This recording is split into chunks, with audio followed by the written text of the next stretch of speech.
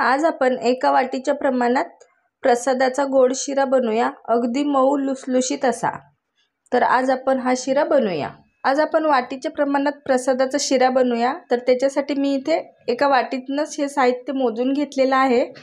तर एक वाटी बारीक रवा घेतलेला आहे, तुमच्याकडे जाड असला तरीही चालतो। तर एक वाटी रवा, तर एकच वाटी साखर घेतलेली आहे। या वाटीनंच मी मोजून घेतलेला आहे। तर हे समप्रमाणात वापरायचं, अगदी छान असा शिरा होतो। आणि ह्या वाटीनंच मी 1.5 वाटी असं पाणी घेतलेलं आहे। तुम्हाला पाणी घालायचं नसेल, दूध घालायचं असेल तरीही चालतं।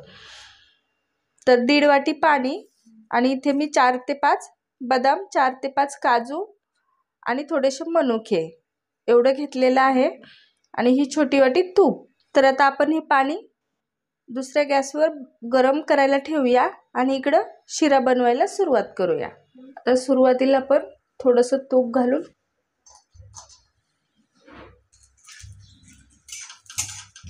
आता हे काजू बदाम मनुके तळलेले आहेत। तर आता आपण हे काढून घेऊया, जास्त काळे नाही होऊ द्यायचे आपल्याला।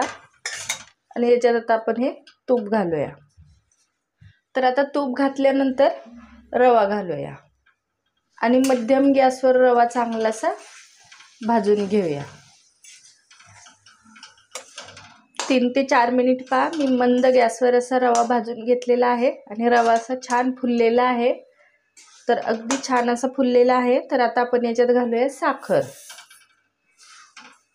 आणि साखर याच्यात मिक्स करायची। आता साखर रव्यात मिक्स केलेली आहे। तर आता आपण हे गरम पाणी केलेलं, तर आता सगळं गरम पाणी घालूया। हळूहळू घालायचं, नाहीतर मग ते असं एकदम घातलं तर अंगावर उडतं।